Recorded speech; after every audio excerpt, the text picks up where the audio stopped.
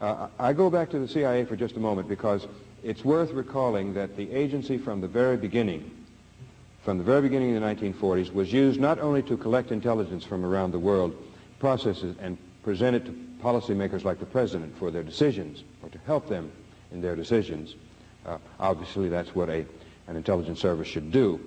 But the CIA was used all through these years to subvert the democratic processes of other countries.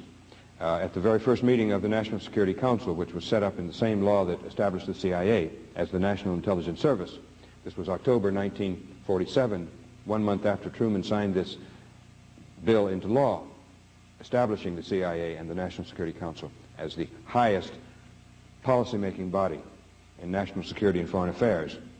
At their very first meeting in October 1947, the decision was taken to set aside $10 million for the CIA to intervene secretly in the Italian elections coming up about 6 months later.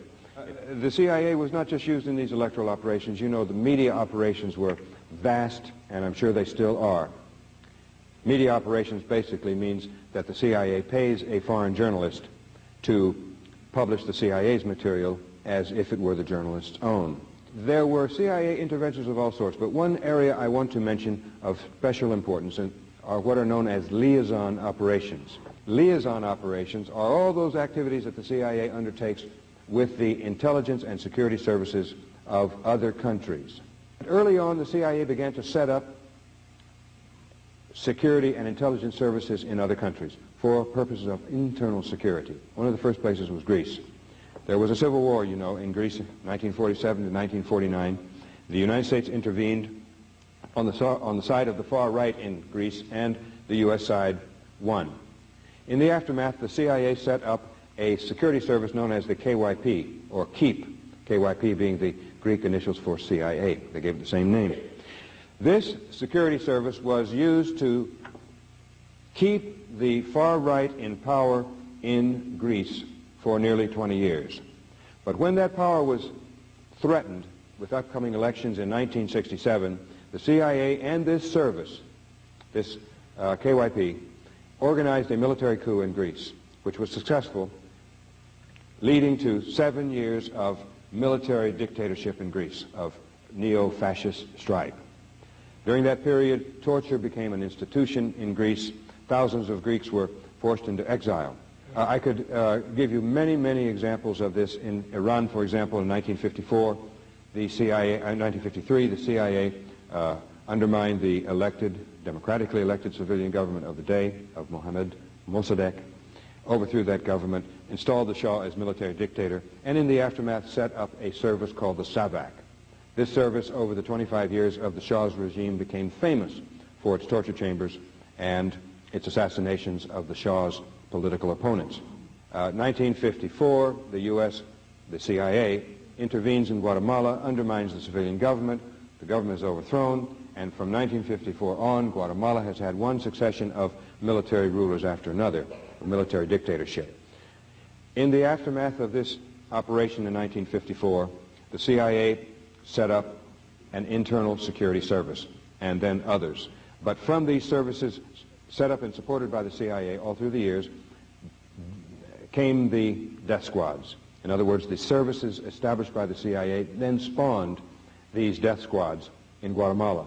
The very same thing in El Salvador. You can be as sure as you are of your own name that for the last 10 or 11 years the CIA has been working in there day and night with those Salvadoran security services and military, collecting information, giving it to those services, which in turn are the same things as the death squads, information on activists in the human rights field, the student leadership, trade unions and so forth. And those have constituted the 75,000 or so people who have been murdered over 10 or 11 years in El Salvador.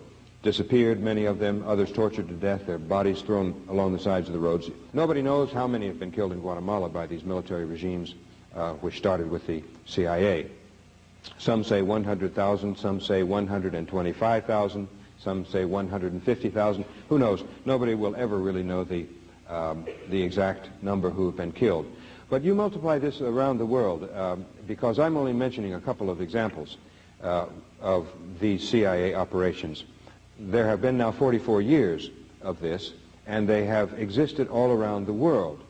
And put those operations together with the overt military interventions and the enormous cost in human life of those, such as Grenada, Panama, Iraq, Vietnam, for example, all of those, and you get the picture of this expansionist, extremely aggressive U.S.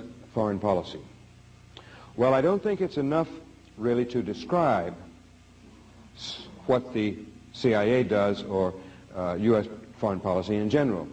It's also necessary to ask a couple of questions. And going back to the Gulf for just a moment, consider this analysis of what really happened in the Gulf. You know that the United States has been exporting war materiel for decades, beginning right around 1950 with the document I mentioned earlier. Tanks, guns of every sort, weapons, planes, ships, and military equipment of every sort. Well, with a national debt of $3.5 trillion in this country, 800 billion of it owned by foreigners. For handling of that debt, it seems that it was only a matter of time before the U.S. armed forces were sent abroad as one more export. Because what we did in the Persian Gulf crisis was to send abroad that enormous amount of military hardware, but this time we also exported the people to operate it. It was armed forces sent abroad to protect the resources and the regimes, these family dictatorships of the sheikdoms of the Persian Gulf. What we did, in fact, was what we in the United States do the best. We made war. And we were financed in this exercise by the people who make things that people around the world want. Cars, VCRs, and so forth. Financed mainly by the Japanese and the Germans. And that puts the United States, as it's going to have a permanent presence in the Persian Gulf, in a very strong position vis-a-vis the Japanese and the Germans, who are not there militarily. And they are going to depend to a great degree for their energy resources, at least from that region, on U.S. policy. That is why they went along with the war. That is an interpretation of the Gulf crisis. And the other question that I wanted to raise is why we do these things as a country. Why we do these as a society, as a nation. Why do we do these grisly things abroad? I believe strongly that until we have fundamental change in the United States, domestically, in the domestic system, until we have some kind of real democracy in this country, participatory democracy, where people have a say, and where we end the re-election of 95 to 97% of incumbents at every election, where there is a real political debate. Until we change the domestic system, we're going to have elitist control of the United States. We're going to have these foreign adventures and the grisly things, as I mentioned, that the CIA does abroad. So the real problem is here at home, in changing the domestic system, in bringing about a conversion of the economy to human purposes, solving the domestic crises, and getting the people out of office who are in there to back a continuation of the permanent war economy.